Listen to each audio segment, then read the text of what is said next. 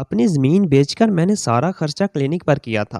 अपनी एक पूरी टीम बनाई और 1 साल में ही मेरा क्लिनिक बहुत तरक्की कर गया। दूर-दूर से लोग मेरे पास इलाज करवाने के लिए आते थे। ऐसे ही एक मामूल का दिन था और मेरे क्लिनिक में बहुत ज़्यादा रश था। बारी-बारी सब मरीज़ों को देखने के बाद एक लड़की आई। इसने कहा इसे गुर्दे में पत्थरी की शिकायत है। मैंने इसका अल्ट्रासाउंड किया। मेरे अल्ट्रासाउंड की फ़ीस काफ़ी ज़्यादा थी, क्योंकि मेरे पास जदीद मशीनरी थी। इसी वजह से लोग मेरे पास अल्ट्रासाउंड करवाने के लिए आते थे, ताकि इनको बेहतरीन नताइज मिले। मैंने लड़की का अल्ट्रासाउंड किया तो इसे कोई तकलीफ नहीं। मैंने इससे कहा कि आपको कोई तकलीफ नहीं है और ना ही आपके गुर्दे में कोई मसला है। मेरी बात मुकम्मल ही नहीं हुई थी कि इस लड़की ने चीखना चलाना शुरू कर दिया। मैं परेशान हो गया। इसकी चीखें सुनकर सब लोग जमा हो गए कि आखिर क्या हो गया है। इस लड़की ने सबके सामने रोना शुरू कर दिया और कहा कि मैं अल्ट्रासाउंड के बहाने इसके साथ नाजेबा हरकत कर रहा था। मुझे यकीन नहीं आ रहा था कि लड़की मुझ पर इतना बड़ा बहतान लगा रही है।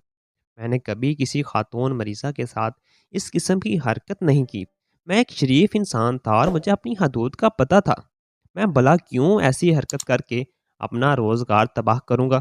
खुदा ही जानता था कि इस मुकाम तक पहुँचने में मुझे कितनी मेहनत लगी थी। वहाँ मौजूद मरीजों ने मुझे लान-तान करना शुरू कर दिया और कुछ तो इतने गुस्से में आ गए कि उन्होंने मेरा गिरेबान पकड़कर मेरी कमीज़ ही फाड़ दी। मुझे मारना शुरू कर दिया। ये दिन मेरी ज़िल्लत और रुसवाई का दिन था। मुझे बिला वजह और इतनी ज़्यादा रुसवाई मिली, जिसको मैं अल्फाज़ में बयान नहीं कर सकता था। इस वाक़ये के बाद मेरा क्लिनिक बंद हो गया। मुझ में इतनी हिम्मत ही नहीं थी कि मैं दोबारा काम कर सकूँ। मेरा सारा स्टाफ मुझे छोड़कर जा चुका था। मैंने क्लिनिक किसी और को बेच दिया। मैं इसके साथ डिप्रेशन में चला गया। मुझसे कोई काम नहीं हो रहा था। मेरी रातों की नींद और दिन का सुकून गैरत हो गया था। आधी-आधी रात को उठकर मैं अपना चेहरा और अपने बाल नोचना शुरू कर देता, किसी पागल ज़हनी मरीज़ की तरह। हाँ, मैं ज़हनी मरीज़ ही तो बन गया था। इतने बड़े वाक़ये और इतनी ज़िल्लत और रुसवाई के बाद भी अगर मैं ज़हनी मरीज़ ना बनता तो और क्या बनता? जब भी सोने की कोशिश करता इस लड़की का चेहरा मेरी आंखों के सामने आ जाता। वो लड़की इस कदर हसीन थी जिसका कोई हिसाब नहीं था। लेकिन मेरे लिए अब वो दुनिया की सबसे बदसूरत लड़की थी जिसने मेरी ज़िंदगी को तबाह किया। मेरी सारी कामयाबी और मेहनत को मलिया मेट करके रख दिया। मैं रातों को बिला वजह सड़कों पर गाड़ी दौड़ाता और इस लड़की की तलाश करता कि कहीं वो मुझे मिल जाए और मैं इससे सवाल करूं कि इसने मेरे साथ ये सब क्यों किया। मैंने तो इसका कुछ नहीं बिगाड़ा था, ना ही मेरी इससे कोई दुश्मनी थी। फिर ये सब कुछ करने की वजह क्या थी?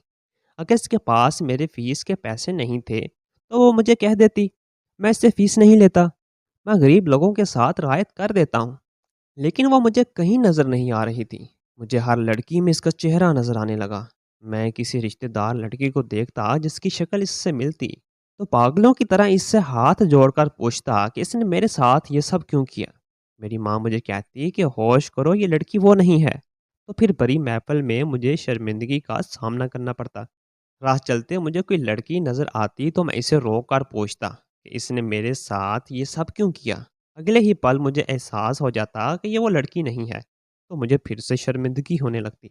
मेरी माँ मेरी हालत देखकर परेशान हो गई। मैंने माँ से कहा कि मैं मज़ीद इस शहर में नहीं रह सकता। मैं ये शहर छोड़कर बहुत जल्द दूर जाना चाहता हूँ। मेरी माँ ने कहा चलो सही, इसी तरह अगर तुम्हारा ज़हन ठीक हो जाता है तो ये ज़्यादा बेहतर रहेगा। मैंने और मेरी माँ ने वो शहर छोड़ दिया। घर बेचकर हम दूसरे शहर आ गए, जहाँ हमें कोई नहीं जानता था। हमारे रिश्तेदार थोड़े से ही थे और इनसे भी हमने तमाम राब्ते ख़त्म कर दिए। मैं नए शहर में आ गया और माज़ी की कोई याद अपने साथ नहीं रखना चाहता था। लेकिन वो लड़की मेरे हवास पर सवार हो चुकी थी। भुलाए ना भूलती थी। मैं ख्वाबों में भी इस लड़की को देखने लगा। मैं ख्वाब में इस लड़की से लड़ाई करता, इससे सवाल करता, लेकिन वो खामोश रहती, मुझे कोई जवाब नहीं देती। मैंने नए शहर में फिर से छोटा-सा क्लिनिक खोल लिया। हम माँ-बेटे का गुज़र-बसर होने लगा। यहाँ हमें कोई नहीं जानता था, इसलिए मुझे ज़्यादा परेशानी का सामना नहीं करना पड़ा। इस शहर में मुझे 1 साल का अरसा गुज़र चुका था, लेकिन इस सारे अरसे में वो लड़की एक लम्हे के लिए भी मेरे ज़हन से नहीं गई। मेरी माँ ने मुझे बहुत समझाया कि दुनिया ऐसी बातों को याद नहीं रखती। ہر کسی کی زندگی میں ایسے مسئلے مسائل ہوتے ہیں، تو بہتر ہے کہ میں بھی سب بھول جاؤں۔ مگر مجھے محسوس ہو رہا تھا کہ میری زندگی کا مقصد صرف ایک ہی ہے، اور وہ ہے اس لڑکی کا انتظار۔ میں لاشعوری طور پر اس لڑکی کا انتظار کر رہا تھا کہ کسی گلی کوچے میں کہیں کسی تقریب میں وہ مجھے مل جائے۔ میں تنہائی میں بیٹھ کر اس لڑکی کا تصور کرتا، اسے اپنے سامنے تصور ہی تصور میں بٹھا کر سوال کرتا۔ وہ لڑکی اس قدر میرے ذہن میں حاوی ہو چکی تھی کہ وہ مجھے حقیقت میں نظر آنے لگی۔ میری والدہ سے میری حالت دیکھی نہیں جا رہی تھی۔ انہوں نے میری شادی کرنے کی ٹھان لی اور فوراً لڑکی کی تلاش شروع کر دی۔ کافی تلاش کے بعد میری ماں کو ان کی پسند کی لڑکی مل گئی۔ انہوں نے اس لڑکی کی بہت تعریفیں کی اور مجھ سے کہا کہ میں اس کی تصویر دیکھ لوں۔ میں نے کہا مجھے دنیا کی ہر لڑکی میں اس لڑکی کی صورت دکھائی دیتی ہے۔ میں کسی لڑکی کی شکل نہیں دیکھنا چاہتا۔ مجھے لڑکیوں سے نفرت ہو گئی ہے۔ میں شادی نہیں کرنا چاہتا کیونکہ میں جانتا ہوں کہ میں اپنی بیوی کو خوش نہیں رکھ سکتا۔ پچھلے ایک سال سے میں جس ذہنی تناؤ کا شکار ہوں، میرا نہیں خیال کہ میں خوشگوار ازدواجی زندگی گزارنے کے قابل ہوں۔ میں جب بھی کسی لڑکی کو دیکھتا ہوں میرا دل چاہتا ہے کہ میں اس پر ظلم کے پہاڑ توڑ دوں۔ شاید اس طرح میری روح کو تسکین مل جائے، لیکن میری والدہ کو شدید خواہش تھی اس لیے میں مان گیا۔ مگر میں یہ سوچ سوچ کر پریشان تھا کہ میں اپنے گھر میں اپنے کمرے میں ایک لڑکی کا وجود کیسے برداشت کر سکتا ہوں۔ دنیا کی ہر لڑکی مجھے چال باز اور دھوکہ باز لگنے لگی تھی۔ خیر سادگی سے میرا نکاح میری والدہ کی پسند کی لڑکی سے ہو گیا، جسے میں نے اب تک نہیں دیکھا اور میں اسے دیکھنا بھی نہیں چاہتا تھا۔ وہ رخصت ہو کر میرے گھر میں آ گئی۔ اس کے ساتھ بھی کوئی نہیں تھا، صرف اس کی ایک خالہ تھی جو اسے میرے گھر چھوڑ گئی۔ کمرے میں جاتے ہوئے میں عجیب کشمکش کا شکار تھا۔ مجھے لڑکیوں سے نفرت ہو چکی تھی۔ مجھے ہر لڑکی چال باز لگتی تھی۔ میں یہی سوچ رہا تھا کہ کہیں اس لڑکی کو دیکھ کر مجھے غصہ ہی نہ آ جائے۔ میں دل میں یہ سوچ رہا تھا کہ اس لڑکی کا کیا قصور جو میری بیوی بن چکی ہے، اور اب وہ میری ذمہ داری ہے۔ اسے میری توجہ اور محبت کی ضرورت ہے۔ میں کیوں کر اس سے دور رہوں؟ میں نے بہت سوچا، پھر میں کمرے میں داخل ہوا۔ وہ لڑکی گھونگھٹ کر کے بیٹھی ہوئی تھی۔ اس کے سامنے جا کر بیٹھ گیا۔ مجھے سمجھ نہیں آ رہا تھا کہ میں اس سے کیا بات کروں۔ وہ میری بیوی تھی۔ نہ جانے کیوں میرا دل کیا کہ میں اپنے سارے دل کا حال اسے سناؤں کہ میں پچھلے ایک سال سے کتنی اذیت میں ہوں۔ میں نے ابھی تک اس کا گھونگھٹ نہیں اٹھایا تھا۔ میں نے اسے دیکھے بغیر ہی بات شروع کی کہ میرے ساتھ کیا ہوا تھا۔ ایک لڑکی نے کیسے مجھ پر جھوٹا الزام لگا کر میری زندگی برباد کر دی۔ میرا مستقبل تباہ ہو کر رہ گیا۔ میں ایک ڈاکٹر تھا، ترقی کرتا جا رہا تھا، لیکن اس لڑکی کی وجہ سے نہ صرف میرے پیشے پر بدنامی کا داغ لگا بلکہ میرے کردار کی دھجیاں بھی اڑ گئیں۔ اس واقعے کو لے کر میری راتوں کی نیندیں حرام ہو چکی تھیں۔ دل کا سکون غارت ہو گیا تھا۔ میں ذہنی مریض بن کر رہ گیا تھا، اور اس کی وجہ وہ انجان لڑکی تھی جس کا نام تک نہیں جانتا تھا۔ کیا آج اس لڑکی کو پتہ بھی ہوگا کہ اس کی اس حرکت کی وجہ سے میں کس حال میں پہنچ چکا ہوں؟ مجھے دنیا میں سب سے زیادہ نفرت اس لڑکی سے ہے۔ مجھے ایسا محسوس ہوتا ہے کہ اگر وہ کہیں مجھے مل جائے تو میں اسے جان سے مار دوں۔ پھر سوچتا ہوں کہ اسے جان سے مارنے سے میری اذیت کم نہیں ہوگی۔ میرا دل کرتا ہے کہ میں اسے زندہ رکھ کر تڑپا تڑپا کر ماروں۔ وہ میری آنکھوں کے سامنے تڑپتی رہے، روتی رہے، اور میں اسے اسی طرح تڑپتا ہوا دیکھ کر تسکین محسوس کروں۔ تم میری بیوی ہو اور میرا فرض بنتا ہے کہ ماضی میں میرے ساتھ جو کچھ ہوا ہے اس کا علم تمہیں ہو، اور میں اس رشتے کی شروعات سچائی کے ساتھ کرنا چاہتا ہوں۔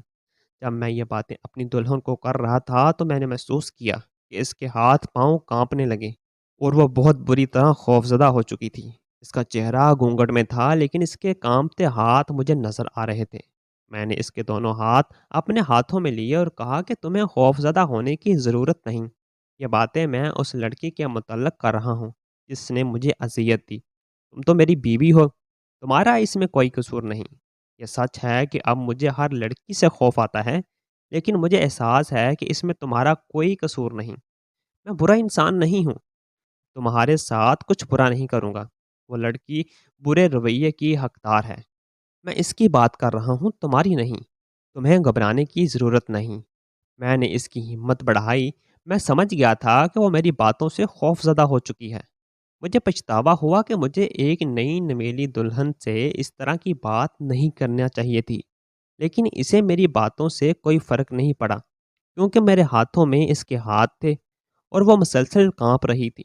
यही सोचकर मैंने इसका घूंघट पलटा तो मेरे सर पर आसमान गिर गया। मेरे पैरों तले से ज़मीन निकल गई। मैं अपने जज़्बात अल्फाज में बयान नहीं कर सकता था। इस लड़की का चेहरा देखकर मेरी हालत कैसी हो गई थी, मुझे अपनी आँखों पर यकीन नहीं आ रहा था कि क्या जो चेहरा मेरे सामने है वो कोई और नहीं, बल्कि वही लड़की थी जिसने मुझे रुसवा किया था, जिसकी वजह से पिछले 1.5 साल से मैं ज़हनी अज़ियत का शिकार था। मैं पागल हो गया था। मेरी ज़िंदगी बर्बाद हो गई थी। मेरा मुस्तकबिल तबाह हो चुका था। और वही लड़की आज मेरे निकाह में आकर मेरे कमरे में मेरी बीवी बनकर बैठी हुई थी। तुम वही लड़की हो और तुम मेरी बीवी बन गई हो। तुमने मुझे बर्बाद कर दिया और तुम यहाँ मेरे कमरे में मेरी दुल्हन बन के बैठी हो। इसका चेहरा देखकर मैं आपे से बाहर हो गया। मुझे हर लड़की में इसका चेहरा दिखाई देता था और ये मेरा वहम होता था। लेकिन आज मुझे कोई वहम नहीं था। ये वही लड़की थी जिसने मुझे बर्बाद किया था। मैं एकदम से उठ खड़ा हुआ, इसका हाथ खींचकर इसे उठाया। मैंने आओ देखा ना ताओ इसे बहुत बुरे तरीके से मारना शुरू कर दिया। मैंने इसे इतना मारा कि इसकी चीखें सुनकर मेरी वालदा कमरे में आ गई। मेरी वालदा ने मुझे रोकने की कोशिश की, लेकिन मैं इनके काबू में नहीं आ रहा था। मेरी वालदा ने कहा कि क्यों इस बेचारी को मार रहे हो? ये तुम्हारी दुल्हन है। इसमें इसका क्या कसूर? अगर तुम्हें औरत ज़ात से नफ़रत हो चुकी है तो ये लड़की तो बिल्कुल बेकसूर है।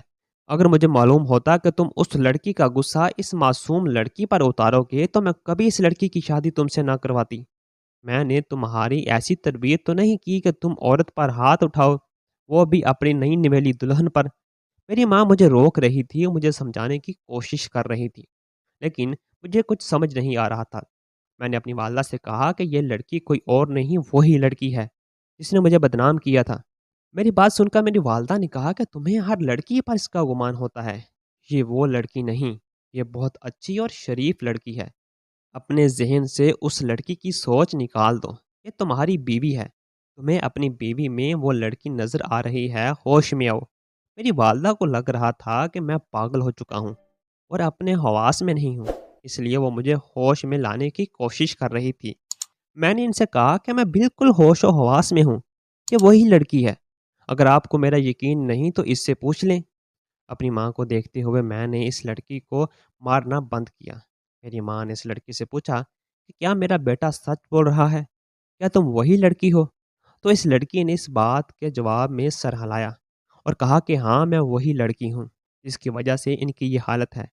मैं इनकी इस हालत की ज़िम्मेदार हूँ और मैं हकदार हूँ इस मार की। इस लड़की ने इस वक़्त अपना जुर्म कबूल करते हुए कहा। ये सुनकर मेरी माँ सख्ते में आ गई। वो चाहती थी कि मैं नॉर्मल हो जाऊँ। अब वालदा मेरे लिए परेशान थी कि नॉर्मल तो दूर की बात, इस लड़की को देखकर तो मैं मज़ीद अब नॉर्मल हो गया था। मैंने अपनी वालदा को इस कदर परेशानी में देखा तो मुझसे बर्दाश्त नहीं हुआ। अपने जज़्बात पर काबू रखते हुए मैंने अपनी वालदा से माफ़ी माँगी और इन्हें कमरे में ले गया। इनको नींद की गोली देकर सुला दिया। मुझे अफ़सोस हो रहा था कि मेरी वजह से मेरी माँ को परेशानी हुई। मेरी माँ के सिवा दुनिया में मेरा कोई और था ही नहीं। अगर मेरी माँ को कुछ हो गया तो मैं मुकम्मल तौर पर पागल हो जाऊँगा। इसलिए मैंने बर्दाश्त से काम लिया और इनसे वादा किया कि मैं इस लड़की के साथ कुछ बुरा नहीं करूँगा। फिर मैंने फ़ैसला कर लिया कि माँ की गैर मौजूदगी में इस लड़की से अपने बदले लूँगा। जब माँ घर पर नहीं होती थी तो मैं इस लड़की को मारता। इसे मार कर मुझे सुकून मिलता। 1.5 साल की अज़ियत थी जो कम होने का नाम नहीं ले रही थी। मैं कमरा लॉक करके इसे मारता। इसे कहता कि खबरदार जो तुम्हारी आवाज़ बाहर गई। लेकिन मुझे हैरत तब होती जब वो अपना दिफा नहीं करती थी। वो ज़मीन पर पड़ी रहती थी और मुझसे मार खाती रहती थी। अब वो चीखती भी नहीं थी। ना जाने क्यों मुझे ऐसा महसूस हो रहा था कि वो ये मार दिल से खाना चाहती है। इसे मार कर मुझे सुकून मिल रहा था और मार खाकर उसे सुकून मिल रहा था। जब इसने कोई रद्द-ए-अमल नहीं किया तब मुझे एहसास हुआ कि मैं इसके साथ ज़्यादती कर रहा हूँ। मैंने इसे अपने पास बिठाया और इससे सवाल किया कि वो रोती क्यों नहीं? अपना दिफ़ा क्यों नहीं करती? मेरे सवाल पर इसके आंसू छलक पड़े और वो दोनों हाथों में अपना चेहरा छुपाकर फूट-फूट कर रोने लगी। اس پل اس لمحے میں نہ جانے کیوں مجھے اس پر ترس آ گیا۔ شاید اس لیے کہ میں نے اسے بہت مارا تھا۔ پورا 1 مہینہ میں اس پر ظلم کرتا رہا۔ پھر میں نے اسے مارنے کی بجائے آرام سے سوال کیا کہ مجھے بتاؤ، تم نے یہ سب کیوں کیا؟ کیا مقصد تھا تمہارا؟ کیوں تم نے میرا انتخاب کیا اس بدنامی کے لیے؟ کیا شہر میں دوسرے ڈاکٹر نہیں تھے؟ یا میری تم سے کوئی دشمنی تھی؟ یا تمہارے پاس میری فیس کے لیے پیسے نہیں تھے؟ میں نے اس سے سوال کیا تو اس نے اپنی کہانی بتائی۔ جو کچھ اس نے مجھے بتایا اس نے مجھے حیران کر دیا۔ اس نے کہا کہ میرے والد صاحب بہت بیمار ہو گئے تھے، ان کے پاس علاج کے پیسے نہیں تھے، اور آپ نے نیا کلینک کھول رکھا تھا۔ ان کی طبیعت بہت خراب تھی۔ ایک رات میں آپ کے کلینک میں آئی۔ میں نے آپ کی اسسٹنٹ سے کہا کہ ڈاکٹر صاحب سے کہو کہ میرے والد یہاں نہیں آ سکتے، وہ چلنے کے قابل نہیں۔ تو ڈاکٹر صاحب خود چل کر میرے والد کے پاس آئیں اور دیکھیں کہ ان کو کیا تکلیف ہے۔ میرے پاس فیس کے پیسے بھی نہیں تھے۔ میں بہت غریب لڑکی ہوں، میرے ساتھ کوئی مرد بھی نہیں ہے، گھر میں صرف میں اور میرے والد صاحب رہتے ہیں۔ میں نے آپ کی اسسٹنٹ سے کہا، انہوں نے شاید آپ کو اندر آ کر ساری بات بتائی۔ آپ بہت مصروف تھے یا جو بھی تھا مجھے نہیں پتا، لیکن آپ نے میرے گھر آنے سے صاف انکار کر دیا، یہ کہہ کر کہ آپ بہت مصروف ہیں، میں کہیں اور چلی جاؤں۔ میں مایوس ہو گئی۔ یہاں پر دور دور تک کوئی ہسپتال نہیں تھا، صرف آپ کا ایک کلینک تھا۔ نہ میرے پاس گاڑی تھی اور نہ ہی مجھے کہیں اور جانے کی ہمت تھی۔ میری عمر اس وقت کم تھی، میں تنہا جوان لڑکی دور نہیں جا سکتی تھی۔ ایک آپ کا کلینک میرے گھر کے پاس تھا، اس لیے مجھے آسانی تھی، لیکن آپ کا یہ دو ٹوک جواب سن کر مجھے مایوسی ہوئی۔ میں گھر واپس آئی۔ میرے والد صاحب کی حالت بگڑتی جا رہی تھی۔ میں نے پاؤں میں جوتا بھی نہیں پہنا تھا۔ میں ایسے ہی بھاگتی ہوئی ایک بار پھر سے آپ کے پاس آئی۔ آپ کی اسسٹنٹ سے درخواست کی، کیا میرا پیغام آپ تک آپ کی اسسٹنٹ نے ایک بار پھر پہنچایا تو آپ کا وہی جواب تھا کہ میں بہت مصروف ہوں۔ میں سمجھ گئی کہ آپ فیس نہ ہونے کی وجہ سے ایسا کہہ رہے ہیں۔ میں فوراً گھر واپس گئی تو دیکھا میرے والد صاحب فوت ہو چکے تھے۔ میری دنیا لٹ چکی تھی، میں برباد ہو چکی تھی۔ کیا تھا جو اس رات آپ آ جاتے میرے والد صاحب کے پاس؟ موت تو ان کی لکھی تھی، لیکن ساری رات وہ ایڑیاں رگڑ رگڑ کر تکلیف میں موت سے مقابلہ کرتے رہے۔ کیا تھا جو آپ درد کا ایک انجیکشن لگا دیتے تو انہیں اتنی زیادہ تکلیف نہ ہوتی؟ اس واقعے کے بعد مجھے آپ سے نفرت ہوگی۔ مجھے لگا آپ اس منصب پر بیٹھنے کے حقدار نہیں ہیں۔ آپ سے بدلہ لینے کے لیے میں نے یہ سب ڈرامہ کیا تاکہ آپ کا کلینک بند ہو جائے۔ جب مجھے معلوم ہوا کہ آپ کا کلینک بند ہو چکا ہے تو مجھے سکون ملا۔ کافی عرصے تک تو میں سکون میں رہی۔ پھر میں نے اپنے بابا جان کو خواب میں دیکھا۔ انہوں نے مجھ سے کہا کہ تم نے بہت غلط کیا ہے، تمہیں اس انسان سے معافی مانگنی چاہیے۔ معافی مانگنے کے لیے میں آپ کی کلینک آئی، لیکن وہاں پر کلینک کی جگہ مجھے کپڑوں کی دکان دکھائی دی۔ میں نے آپ کے گھر کا پتہ کیا تو معلوم ہوا کہ آپ شہر ہی چھوڑ کر جا چکے ہیں۔ میرے والد صاحب روز میرے خواب میں آتے اور کہتے کہ تم نے اس ڈاکٹر کے ساتھ اچھا نہیں کیا۔ مجھے تکلیف ہوئی تمہاری اس حرکت سے۔ میں سمجھ چکی تھی کہ میری وجہ سے میرے والد صاحب کی روح کو سکون نہیں آ رہا۔ مجھے بہت احساس ہوا شاید آپ واقعی میں مصروف ہوں گے۔ مجھے یہ سب نہیں کرنا چاہیے تھا۔ اس لڑکے کی بات سن کر میں تو جیسے حیران رہ گیا۔ مجھے یاد آ گیا کہ میری اسسٹنٹ نے 2-3 مرتبہ مجھے کہا تھا کہ کوئی مجھے بلا رہا ہے، لیکن اس وقت میں ایک شخص کا آپریشن کر رہا تھا۔ وہ شخص زندگی اور موت کی کشمکش میں تھا۔ وہ ایک نوجوان لڑکا تھا جس کی بوڑھی ماں باہر کھڑی اس کی زندگی کی دعائیں مانگ رہی تھی۔ ہاں، میں نے 2-3 بار وہاں جانے سے انکار کیا تھا، کیونکہ میری اولین مقصد اس نوجوان کی زندگی بچانا تھا جس کی ماں باہر رو رہی تھی۔ مجھ سے کوتاہی یہ ہوگی کہ میں اپنے کسی اسسٹنٹ کو وہاں نہیں بھیج سکا، لیکن میں اس قدر ذہنی تناؤ کا شکار تھا کہ مجھے خیال ہی نہ رہا۔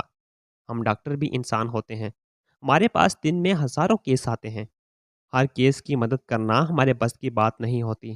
جو ہمارے سامنے ہوتا ہے، جسے زیادہ تکلیف ہوتی ہے، ہم اسے دیکھتے ہیں۔ اس لڑکی نے میرے ساتھ غلط کیا تھا، لیکن وہ بھی غلط فہمی کا شکار تھی۔ وہ مجھے مغرور ڈاکٹر سمجھ رہی تھی، اور اس کے والد اس کے سامنے تکلیف میں دنیا سے چلے گئے تو شاید وہ بھی ذہنی اذیت کا شکار ہو چکی تھی جس طرح میں ہو گیا تھا۔ اس کے اندر بھی بدلے کی آگ تھی جس طرح میرے اندر تھی۔ ہم دونوں کا ملنا شاید قدرت کو منظور تھا۔ کافی دنوں تک تو میں سوچ میں پڑا رہا۔ پھر میں نے اس لڑکی کو معاف کر دیا اور اس سے کہا کہ مجھے بھی معاف کر دو، میں نے تمہیں بہت تکلیف پہنچائی، ہم دونوں نے غلط کیا اور ہم دونوں کو اپنی غلطی سدھارنے کی ضرورت ہے۔ ہم دونوں نے اپنی مرضی کا تاریک باب بند کر کے زندگی کی شروعات کر لی اور دونوں ایک دوسرے سے بہت خوش تھے۔